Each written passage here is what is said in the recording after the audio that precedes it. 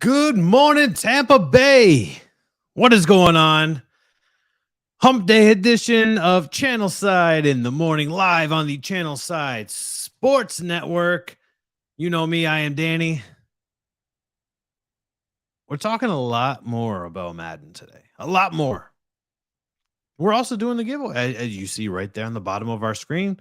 Madden 23, all Madden edition, exclusive giveaway on our Twitter channel. So make sure after you've watched this, or do it while you're watching it. You can watch this live on Twitter. I know a lot more of you watch it live on Twitter than some of the other platforms, and that's okay. So make sure you enter, follow, like, retweet. Boom. That's all you got to do. And you can be the recipient of a Madden 23 all Madden edition on your console of choice. It could be digital, it could be physical copy. We'll let you also decide we'll also decide that. Madden ratings week continues. Munich ticket prices are absolutely ridiculously sky high. I'm going to give you my top 10 quarterbacks heading into the season. I'm taking into account last season, plus all of the offseason changes that happened this season, because I feel like that's relevant. I feel like a lot of the ratings and the rankings that we're getting now are just solely based off of last season. Barstool talked about their most electric college football players of all time. And just one question: where's Percy Harvin? And why is he not on this list? I guess I kind of get it because it's kind of hard when you only got 10 spots and you've got a very, very rich history of college football athletes. However, we'll dive into that. And then we're going to talk about Paolo Banchero and the comments Draymond Green made about him on his recent podcast. And are the Magic ready? Are the Orlando Magic ready for a superstar in the making like Paolo Banchero really truly is? Because he's already shown us a lot. And look, you really, there's nothing that you can say that's not positive about what we saw from Paolo Banchero in Summer League. I know it was Summer League, but hey, it's the first thing that we saw from Paolo Banchero. So without further ado, let's jump right into it. Madden ratings coming out hot. Do you notice anything when you look at the top 10 linebackers in Madden 23 in their overall ratings? Bucs fans, Bucs Nation, do you see it? Do you see what I see? Because what I see Levante David finally getting his flowers. Number 3 linebacker overall in Madden 23 with a 92 rating. That's fantastic to me. Of course, we see Devin White rounding out the top 10 as well when it comes to the Madden 23 ratings. And look, he's landing at 85. And I'm okay with an 85. We talk about this a lot. I feel like we do talk about this quite frequently. It's difficult because we talk about this a lot. Devin White put the bar so high with such a fantastic rookie season that I feel like no matter what he does, people are always going to reflect back on that and say, oh, he fell off, which is not true. And it's not fair. And it's obviously, of course, it's inaccurate. But I like what I'm looking at. Fred Warner as the number 1 linebacker in the league. I can get with that. What we saw from Fred Warner last season, especially in the playoffs, I can get with that. Demario Davis, of course, we never want to see Saints up there, but Demario Davis is a hell of a linebacker, and there's nothing that you can really say about him. Look, I know some people are going to say, oh, it's not right. Levante David is better than Demario Davis, and would argue that he's better than Fred Warner. Let's just be happy with what we've got. Let's just be happy that Levante David is finally getting his praise. He's finally getting some due. And I think that's the most important part. Bobby Wagner at number 4. I'm okay with. Bobby Wagner has been a solid linebacker for the vast majority of his career. Darius Leonard, of course, rounding out top 5 at 90. Look, you can say what you want to say about this list. Michael Parsons at number 7 to me is pretty impressive. I'm very impressed by Michael Parsons at 7. Um, I think that for me, it's just the big takeaway is Levante David. It really is because we talk about Levante David all the time, not really getting his praise. And, Evan and I touched on this yesterday. Madden ratings do have a lot of play and they do have a lot of realism involved in them to the point where it's almost kind of like Pro Football Focus. Madden sends people to OTAs. Madden sends people to practices and to the off-season workouts, and then that's how they decide who's going to be rated what. And the fact that we've got Levante David, that to me that's the best part. We've got the Levante David in the top, not only the top 5, but in the top 3, and I'm okay with that. Quarterback ratings are going to drop on Friday. Tom Brady has hit 99 overall 5 times in his Madden career. 5 times. And this is after starting at a 51 and listed as QB 12. This was a long time ago.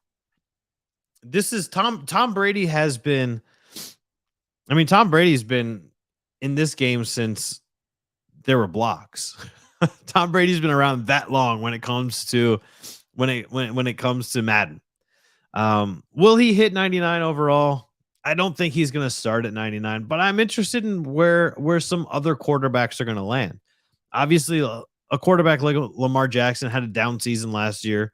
A lot of it was due to injury, but he did have a down season. Patrick Mahomes was a turnover machine for the vast majority of the season.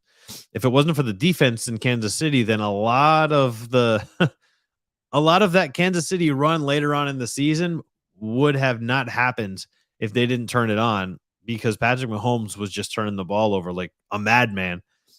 And if you look at somebody like Matthew Stafford might as well have been a Tampa Bay Buccaneer when it comes to how the media projected Matthew Stafford for his 12 years in Detroit, because he got crapped on quite a bit, just like a lot of our Tampa Bay Buccaneers have when it comes to Madden ratings, when it comes to national media attention, etc. The highest rating Matthew Stafford ever received was 91, and that was coming off of his 5,000 yard year, where he also did not make the Pro Bowl. Pro Bowl to me, the Pro Bowl to me is not really worth debating on. When you talk to somebody and they try to, let's say we're talking about Hall of Fame. And they go, yeah, but so-and-so doesn't, he only has 1 Pro Bowl. Don't care. Pro Bowl is a popularity contest. When you look at some of the guys that have been slighted in Pro Bowl bids, to me, that's a null and void argument, is talking about Pro Bowl. But I'm interested to see where somebody like Matthew Stafford is going to rank. Super Bowl winning quarterback. Cooper Kupp was the offensive player of the year. Cooper Kupp had to catch passes from somebody. Matthew Stafford did have some Matthew Stafford type plays last season where he turned the ball over a bit. He had some pick sixes. We know all about those in Tampa, right? Jameis Winston. Love you, buddy. So it'll be interesting to see where some of these quarterbacks land, especially like a Matthew Stafford. I want to see where Tom Brady starts. If I have to predict, I want to say that Tom Brady's going to start at a 90. Let's go 95 overall. I think Tom Brady's going to start with a 95 rating, which is scary because Mike Evans also starts with a 92 rating, which means that the Buccaneers offense is going to just be an absolute cheat code, especially because Leonard Fournette is lunchtime Lenny, apparently. Of course, I'm kidding. If you've seen the video of Leonard Fournette in the gym that was just posted by his trainer, you know that all of this nonsense is nothing more than that exactly. It is absolute nonsense.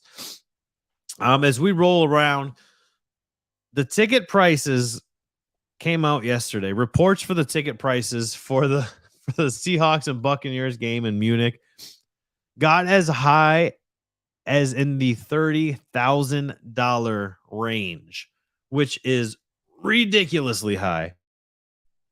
But it's also the very first game ever in Germany. And it's going to be Tom Brady's only trip to Germany. Because look, even if Tom comes back next season, I don't see I don't see any way that Tom Brady will be around long enough. I look, I don't see the Buccaneers going to Germany 2 years in a row, first of all. So I don't think Tom Brady's going to be around long enough to go to Germany again. So this is probably the only time fans in Germany will be able to see him live in a 75,000 seat arena. That's obviously going to be completely sold out. Um, Ticket prices have dropped a little bit. They're not quite as they're not quite as high as they were. I think the highest that I saw while researching for the show this morning was about 9 grand, which is still high, but that is way more reasonable than $35,000. How much money are Germans making over there? Because that's US dollars. I know euros are worth a little bit more than US dollars, but still, like that's pretty impressive. And it's not even going to be a good game. I think that's the crazy part is the Seahawks are not going to be a good team. They were terrible on offense and defense last year, and that was with Russell Wilson. Now you've got Drew Lock. I'm to me that's crazy. You got Drew Lock, you got Teddy Bridgewater. Those are your quarterbacks. That's not who's going to lead this team? Who's going to lead this team on offense? Because it's I'm kind of confused about where that's going to go with Seattle. The ticket prices for me show a lot. Shout out to my buddy Corey Hayes for mentioning this yesterday.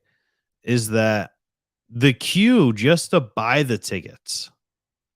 The queue was over an hour long. So that just shows me, are scalpers really sitting in line for an hour? They probably are. Let's be realistic. Scalpers are probably willing to sit in line for an hour if they can flip a ticket that they bought for. I think the average regular, the opening ticket price was an average of $2,000. So if you can get a ticket for, let's say you bought 2 tickets, spent $4,000, and you can flip them for $25,000, yeah, you kind of got a W on that. You kind of won. Is that a problem? I think it is. For me, it is a problem. As clearly, as somebody who is an action figure collector and a pop culture fanatic, all too often we just lose out to scalpers. And it's easier to recoup and save money when you've got all of these different ticketing apps. You've got your sub hubs, Game Time, Ticketmaster has the resale. All of these other areas have like resale, and it gets to the point where there is a lot of opportunity to just save money. You know, if you use the Game Time app, and no, this is not a sponsored segment by Game Time, but I've been able to save a hell of a lot of money, even on Lightning playoff tickets through the Game Time app. To me, that's I'm okay with that. It's the fees that kill you. I know there's like TickPick or one of those that advertises no fees, and that's great. I've never checked you out. I don't need 37 ticketing apps on my phone. That's just what it boils down to. I will tell you though, if you are interested in me having your app on the phone, we can give you some advertising on the bottom and throw you on our social media graphics as well. Hit me up, slide in the DMs, and we'll see what we could talk about. But I think scalping is just a problem all around. I mean, what baby formula is impossible to come across now. Like there's problems all over the place with scalping. And for the longest time, it was before the internet, ticket scalping was okay, in my opinion, because you would have guys that would have to go to the box office. They would have to wait in weather, whether it was inclement weather, whether it was nice out, it doesn't matter, but they would wait in line, and then they would be in line, or they would be sitting out front of the arena, kind of like Keanu Reeves used to do in Hardball, trying to flip these tickets. And, you know, much like apps like Game Time, where the ticket prices would just drop the further along it would get into an event. Now you don't necessarily have that when you've got your apps like StubHub, and you've got all of these other apps where you can just buy tickets. So it is problematic now in the internet age where anybody in the world, I could have been sitting in queue with my credit card on in hand, getting ready to buy 4 tickets and then price them egregiously on StubHub and say, "Hey, you know what? I just paid off my car because I was able to sit in line and I was willing to flip these tickets." Is it an asshole move? Yeah, but it's a necessary evil, unfortunately. That's just kind of how it works in the internet age of being able to buy anything wherever you are, and that's the problem. It is what it is. It's cool to see that the line was that long. Obviously, as you know, I've got German heritage. My grandmother was German. It is cool to see the NFL give some love to Germany and also just have the connection with the fan base already before they've even had a game over there. I just hope that it's a good game. That's what I hope for. I don't think it's going to be. I feel like it's going to be a blowout. But these overseas games are always the overseas games are always a little bit different. Sometimes they're slower. It doesn't seem to matter how early these teams get to Europe. When they're having games over there, there always seems to be a little bit of jet lag. That's unfortunate, that's the sad reality of it, but it just seems to have a lot of jet lag. Um, no matter which team it is, no matter, how many times do you see the team that is favorited to go in come out flat for 3 quarters and finally get their legs under them and go, okay, yeah, I mean, we've been practicing all week, but for some reason we just couldn't get it together. It happens, unfortunately. Um, I want to talk about, and this is before I wanted to go into my top 10 quarterbacks in the NFL heading into the season. Before we do that, I feel like we need to talk about Brandon Walker over at Barstool Sports. Brandon Walker released his most electric college football players of all time yesterday. And when you look at the list, it's hard. You got Michael Vick at number 1. I mean, you can't really. Michael Vick set the world on fire when he was in college. Reggie Bush, of course, the Reggie Bush was fantastic. Vince Young, Pat White being at number 4 is interesting because that's not a name that really gets talked about a lot because his NFL career was cut short and he never really found his place. Cam Newton at number 5. I'm okay with Johnny Manziel at 6. Look, there was a reason why Johnny Manziel was so highly touted coming out of Texas A&M. There's a reason why Mike Evans went so early in the draft to our Tampa Bay Buccaneers, and that has a lot to do with how Johnny Manziel was able to get the ball to Mike Evans. Of course, Bo at 7, Barry Sanders at 8, the great Peter Warwick at number 9, and then Joe Burrow at number 10. It's hard. And the reason why I say that it's hard is because a lot of you are talking about Percy Harvin. A lot of people want to know, where is Percy Harvin? And I get it. Some of you are Gators fans, but there's a lot of people on Twitter that are not Gators fans that are asking, where is Percy Harvin? If you were not aware, Percy Harvin had 3,781 yards from scrimmage, which was a combination of 133 receptions and 194 rushing attempts as a wide receiver, totaling 32 touchdowns during his time in Florida.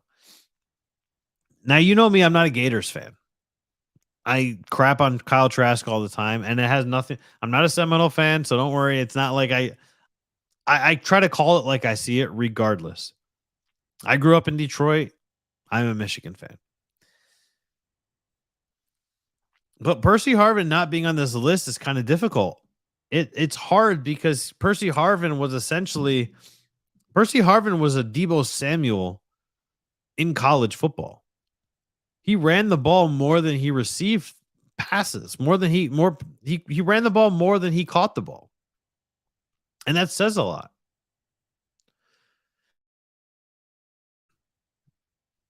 Cannot get over this COVID. It's killing me. Not literally, just figuratively. I can't get over it. This cough will not leave my body, and I apologize. Um, but it's hard if you take. So if we're going to include Percy Harvin, who are we going to remove? I think the only person you can really remove would be Joe Burrow. Now I know his last year at LSU was absolutely fantastic, but it was 1 year. Percy Harvin did what he did in 3 years. Does that make it a little bit uh, does that make it okay to remove Joe Burrow? Personally, I think it's okay. I think that it's okay if you remove Joe Burrow from that list because what he did was in 1 season. Granted, it was a great season.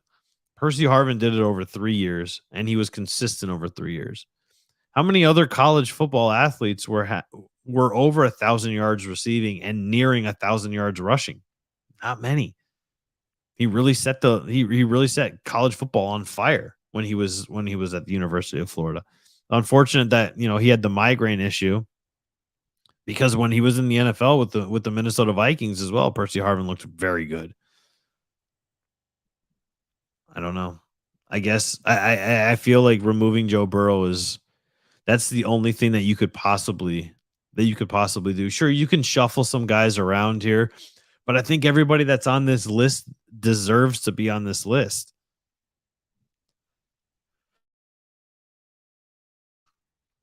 So if we remove Joe Burrow, I'd be okay with removing Burrow and putting Harvin there. And this is coming from not a Gators fan. Remember, you heard it here first, not a Gators fan, but Percy Harvin should definitely be on the list. All right, this is the moment that you guys have all been waiting for. This is the moment that you guys all want to crap on me because we don't agree, and I love it. And this is the great thing about football. This is the great thing about sports in general. If you do not agree with me, please hop in the comments and tell me you do not agree with me on this because I welcome it. This is what makes sports great is the debate. Number 1 quarterback heading into the season, not a homer pick. I swear to you on my life, number 1 quarterback into this season is going to be Tom Brady. Period. Tom Brady had the most passing yards last year. He looked better than everybody last season. Even Aaron Rodgers, who won the MVP. Tom Brady will be the number 1 quarterback in the NFL this season. You heard it here first on Channelside Sports. Send your hate tweets to me at RealDannyB if you'd like, but Tom Brady's going to be the best quarterback. I promise you that. The reason being is because the Buccaneers got better at wide receiver. Sure, is Gronk gone? Yeah, but Gronk didn't do anything for the first 6 years for the first 6 games. And then he was also injured a lot as well. So Cameron Brate is a touchdown scoring machine. He's a red zone threat. Cameron Brate is going to be just fine. As long as he can stay healthy and stay on the field, he's going to be just fine. And if he can't, hopefully Cade Otton's ankle surgery heals up and he can rehab that properly. And I think Cade Otton's going to be a fantastic tight end. Mike Evans is healthy. Chris Godwin could be back week 1. Even if he's not back week 1, that's fine. They've got Russell Gage. They've got another year of Cyril Grayson. They've got Scotty Miller is finally healthy. Tyler Johnson is there. There's so many guys on this team that are just insane that Tom Brady look and also Rachaad White. Rachaad White is going to be an absolute X factor for this team. I don't care what your thoughts are about Leonard Fournette. Whether he's playoff Lenny, Lombardi Lenny, buffet Lenny, it doesn't matter what your thoughts are on Leonard Fournette. Leonard Fournette is going to have a very, very good season that will be overshadowed by Rachaad White. You can also mark that down here. Rachaad White will outshine Leonard Fournette, who will still have a good season. It'll most likely be in the passing game, which is obviously going to affect Tom Brady's numbers. But Tom Brady will finish the year as the number 1 quarterback in the NFL. Number 2, ain't Aaron Rodgers, that's for sure. It's not even Patrick Mahomes. Going number 2 is going to be Josh Allen. Josh Allen looked ridiculous the last time we saw him. Josh Allen's playoff run was nothing short of amazing. It was one for the ages. And then it was cut short. So if you don't think that Josh Allen is going to be playing this season with a chip on his shoulder, you're absolutely crazy, and you would be significantly incorrect if you don't think Josh Allen is going to play with a chip on his shoulder. However, I still think that Tom Brady is going to outshine Josh Allen. Josh Allen's at number 2. Number 3, I've got Patrick Mahomes, simply because they don't have a running game. I know they got Rojo, they got Clyde Edwards-Helaire, but Kansas City does not have a running game. Travis Kelce is going to be featured extensively in this offense. Juju Smith-Schuster can stretch the field. We all know how good Juju was from his time in Pittsburgh. He's no Tyreek Hill, I get it. But they also have MVS over there as well. So I think they're going to be A-okay. I still think that the Chiefs, and here's what's crazy. I still think the Chiefs are going to finish last in the AFC West, but I still think Patrick Mahomes puts it together, and he is the third best quarterback in the NFL. Just simply, the volume is there. It's the volume. Patrick Mahomes is a volume player. He gets a lot of freedom in the offense because they trust him. You know, Eric Bieniemy trusts him. Andy Reid trusts Patrick Mahomes with the ball. Number 4 is going to be your reigning MVP, Aaron Rodgers. Now, I know a lot of people are going, yeah, but Aaron Rodgers should be number 1, number 2. But look, Aaron Rodgers does not have Devontae Adams anymore. You are not going to sit here and tell me that Aaron Rodgers is going to have another MVP season with Sammy Watkins and Allen Lazard as his number 1 and number 2 wideouts. You're not going to tell me that. You cannot sell me that. You have a better chance of selling me oceanfront property in Oklahoma than telling me that Aaron Rodgers is going to be MVP of the season again. I do not believe that one bit. Aaron Rodgers, fantastic quarterback. Not saying he's not. But he does not have the targets. Everybody said Devontae Adams was a product of Aaron Rodgers. 10 years ago, sure. Devontae Adams was then a product of Aaron Rodgers. And then Devontae Adams became Devontae Adams on his own. Devontae Adams became the best wide receiver in the NFL, not because of Aaron Rodgers. Sure, it helped to have Aaron Rodgers there. But we're going to see it. We're going to see it in Las Vegas. We're going to see how good Devontae Adams really is when he's got Derek Carr, who's also a fantastic quarterback, throwing him the ball. Yes, I called Derek Carr a fantastic quarterback. No, he's not in my top 10, so do not worry about it. Number 5 is Justin Herbert. I think Justin Herbert has the most to prove out of everybody in my top 10. I think Justin Herbert has taken a leap every year. He had a fantastic rookie season, and he was even better last season. I think once again he takes another step forward. When you've got Keenan Allen and you've got Mike Williams and you got Austin Eckler, you've got all of these weapons around you, plus you're mobile yourself, and he's smart. Justin Herbert really, to me, plays like a mobile Tom Brady. He's great in the pocket. He's got fantastic vision. He can get the ball into these tiny holes. He's able to look off defenders with his eyes. And Justin Herbert being a top 5 quarterback, kudos to you, buddy. I still think that he's going to finish top 5. Number 6, I've got Matthew Stafford from the Los Angeles Rams. Of course, love Matthew Stafford from his time in Detroit. Number 6, I think is respectable for Stafford. I think there's a little bit of a regression from Cooper Kupp. I think there's just going to be more of an emphasis from teams on Cooper Kupp and making sure that he's not open every freaking time he runs a route, because he was and he has been. I think there's a bit of a regression there, but Matthew Stafford being number 6, and I think that's why he's number 6. If there was no regression, I'd have no problem putting Stafford at 4 and Aaron Rodgers at 6. I would have no problem doing that. You got to remember, Allen Robinson is now out there in Los Angeles, and Allen Robinson was a Pro Bowl, and I know I talked about the Pro Bowl not really necessarily meaning anything. Allen Robinson was a 1,000-yard receiver, nearly double-digit touchdowns, nearly 100 receptions from Blake Bortles during his time in Jacksonville, which earned him a huge contract in Chicago. And he had a great first season in Chicago, a good half of his second season. And then it all just kind of crumbled down because Matt Nagy had no idea what he was doing with that offense in Chicago. So when you combine Cooper Kupp and Allen Robinson, I think that is a better combination.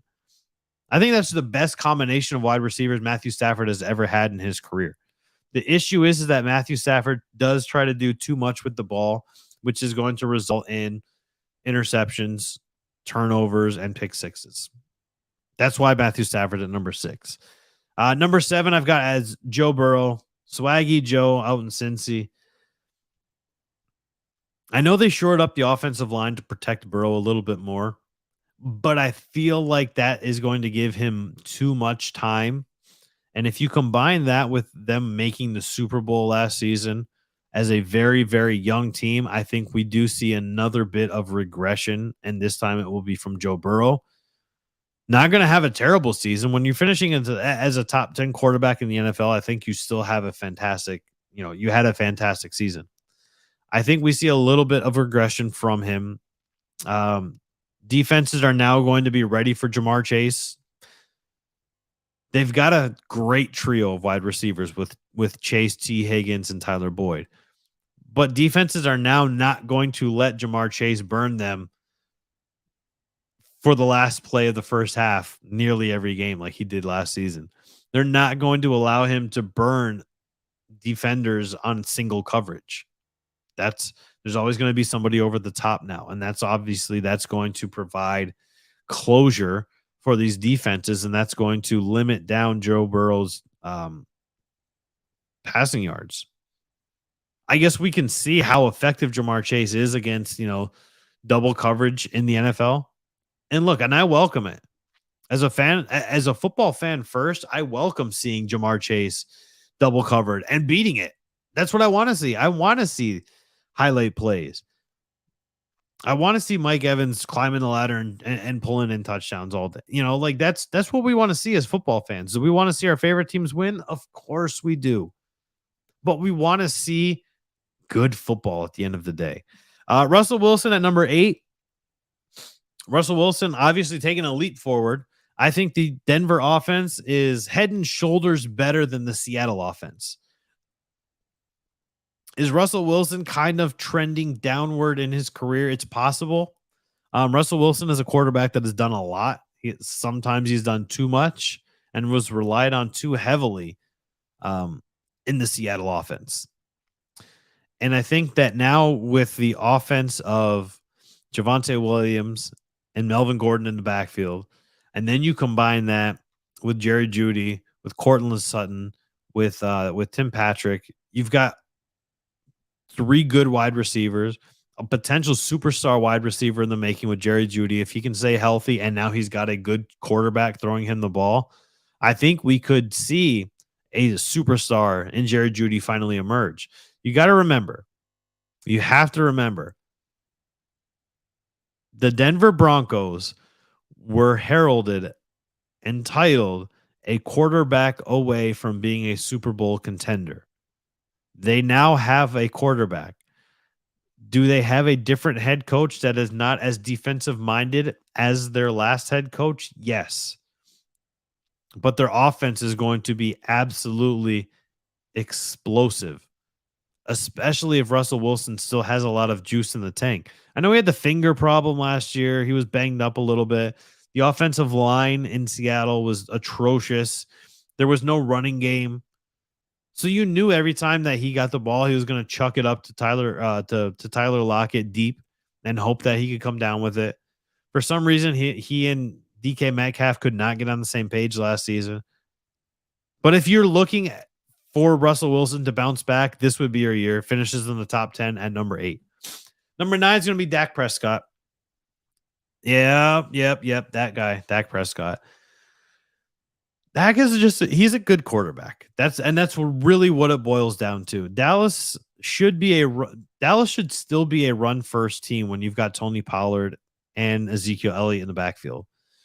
In fact, I want to say that Dallas had a winning record last season. They had a better record, much better record when they ran the ball 20 plus times or more, just from the running backs. That's not including Dak running the ball on a scramble or a read option.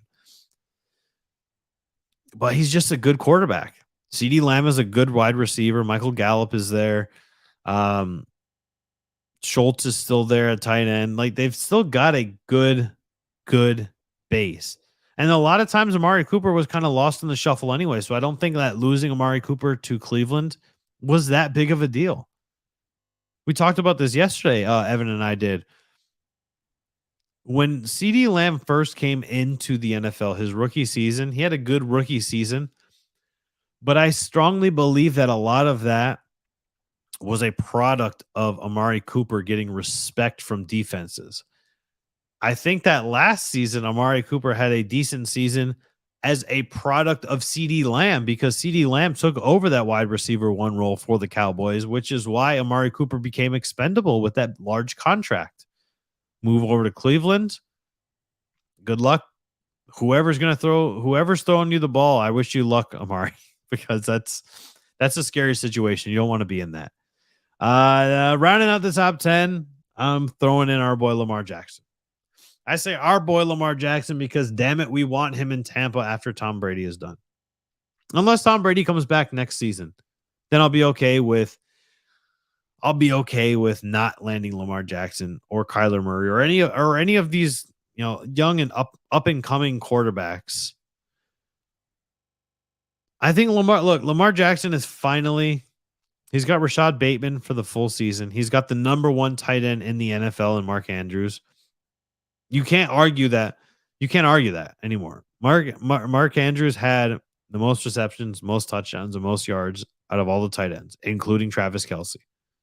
Heading into the season, Mark Andrews is tight end number 1 in the NFL. Lamar's healthy. Lamar looks like he's been in the gym, and he's been working out with Leonard Fournette, because Lamar Jackson is jacked. Lamar Jackson now also has Gus Edwards and J.K. Dobbins back. The Baltimore offense is going to be rolling on all cylinders, doing what they do best, and that's running the ball. Lamar Jackson will finish as a top 10 quarterback. I'm going to say it. Will he come to Tampa? It's difficult. It's difficult to talk about Lamar Jackson now coming to Tampa, because Tom Brady has told us that he doesn't know if he's going to come back next year. He's under contract with the Bucs next year. Will he retire?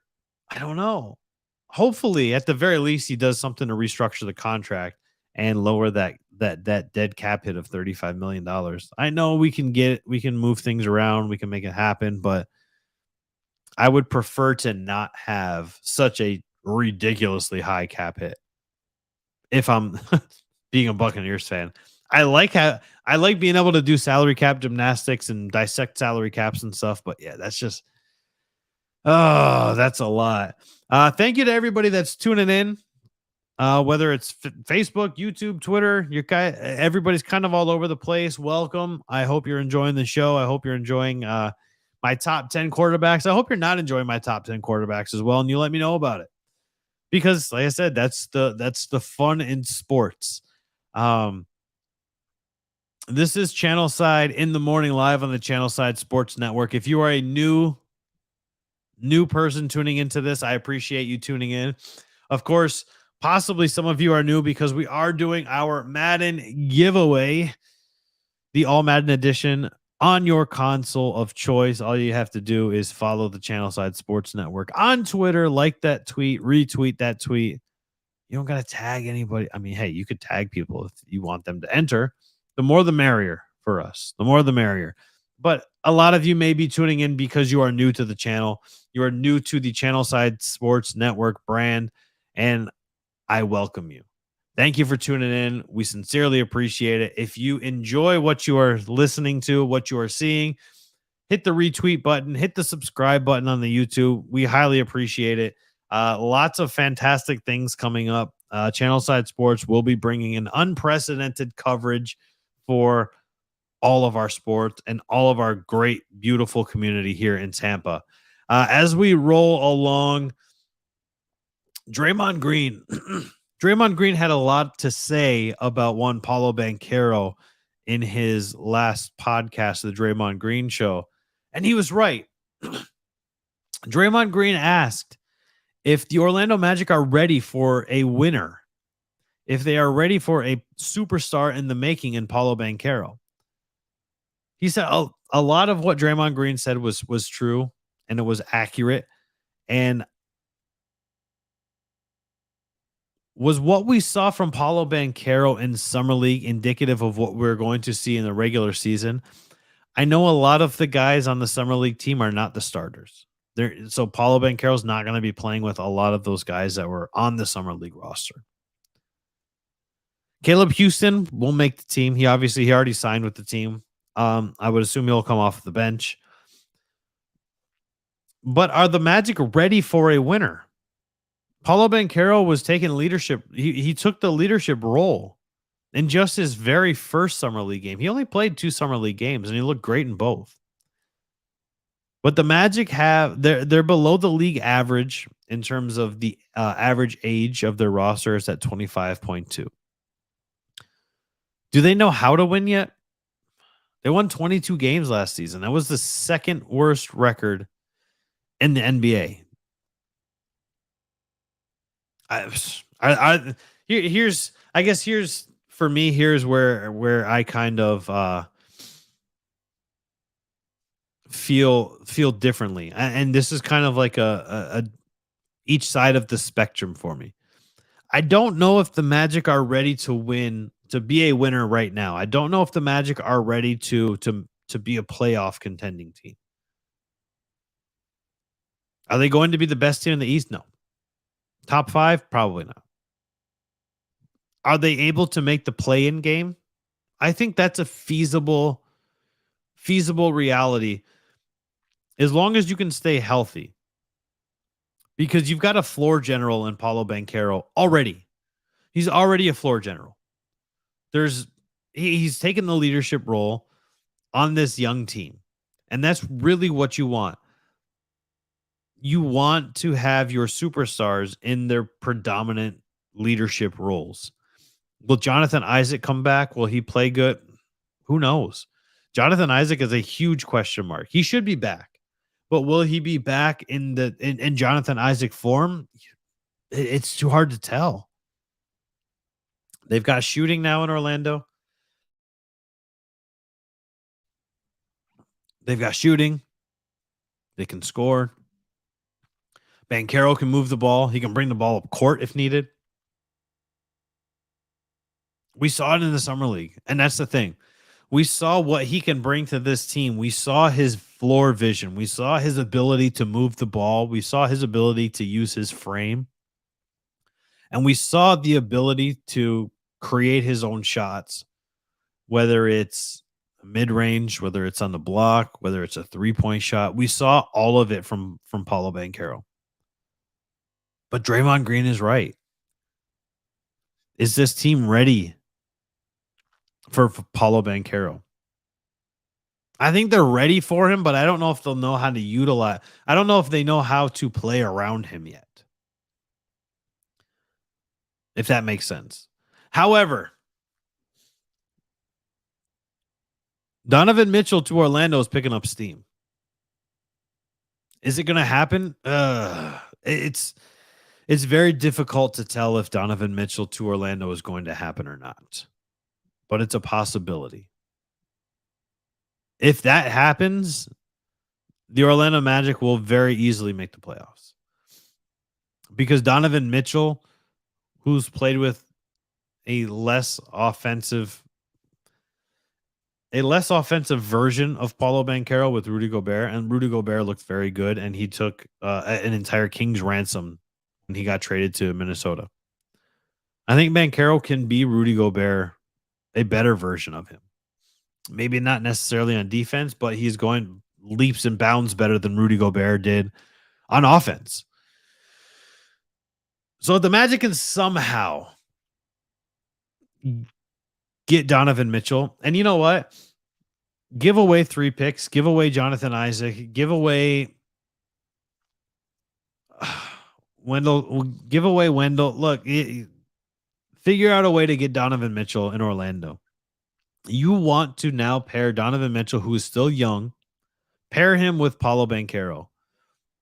Give both of these guys the opportunity to create a winning culture in Orlando. Don't just put it completely on Paolo Banchero, because that can get tiresome. We saw what happened with Shaquille O'Neal. What was it? July 18th, I want to say. Monday? Monday, July 18th. We all know, if you're an Orlando Magic fan, you remember that day very vividly, because that day in 1996 is the day that Shaq signed with the Lakers. So we saw, and Shaq had Penny. Shaq had Nick Anderson. Shaq had Dennis Scott. And I know he really wanted a large contract, but also the weight of carrying a team as a rookie is difficult. And it's not for everybody. Shaq did it. And I'm not going to say he was tired, but he had every right to want all of the money that he wanted. And Orlando had every right, I guess, to not give him the money that he wanted, and resulted in him leaving. We don't want that same thing to happen to Paolo Banchero. We don't want him to get tired. We want to build a culture around him, which is crazy, because if you're bringing a superstar like Donovan Mitchell to put or with Paolo Banchero, you could still level this as Paolo Banchero's team. That's the thing that for me is the biggest thing, is if you are ready to make this team a winner, you got to sell some assets. You got to make sure you bring in another superstar. Markelle Fultz is a good player. I know there's a lot of like Markelle Fultz truther accounts. Like, it literally is what they call themselves. But he ain't Donovan Mitchell. Come on. You've got to be realistic here. Donovan Mitchell is an NBA superstar. If you've got 2 NBA superstars on your team, because Paolo Banchero has shown already that he can elevate to a superstar level, and there's no reason for me to believe that he won't. I know that the summer league is not going to be it's not nearly as difficult as playing against starters in the NBA, and I totally understand that. But with all of the weapons that Banchero possesses, with the ability to use his frame, whether it's to drive to the rack, whether it's to back down on the block, whether it's to create his own shot, he has all of these weapons in his arsenal. Get him another superstar. Get him Donovan Mitchell. And now we're talking about Donovan Mitchell to Paolo Banchero for the entire season. You want to talk about 22 wins? How about we go 39 wins? How about we go 40 wins? Maybe even split the season 41-41. And that's just getting Donovan Mitchell paired with Paolo Banchero. That's creating the culture. That's how you rebuild. You've already got your franchise piece in place with Banchero. Bring in a superstar. Bring in old Donovan Mitchell. Why not? I was not real fond of giving away all the draft picks, which was the first that was the first successful trade that I was able to create. I'm okay with it. Screw it. Let's do it. Let's create a winning culture in Orlando. Let's make it happen. Hashtag Magic together. I don't see why there's no. I don't see. I'm all in on it now. The Kevin Durant thing, forget it. Kevin Durant's going to wind up in LA with Kyrie. I can already see the writing on the wall. We're going to have LeBron, KD, and Kyrie on the same team. And the Lakers still are not going to win the NBA championship. But let's get Donovan Mitchell. Let's figure out a way to get Donovan Mitchell in an Orlando Magic uniform and pair him with Paolo Banchero. Let's just figure it out. Make it happen. There's no other way to say that. Just make it happen. That's going to wrap it up for us today on this Hump Day edition of Channelside in the Morning. Thank you all for tuning in to the Channelside Sports Network. I am Danny.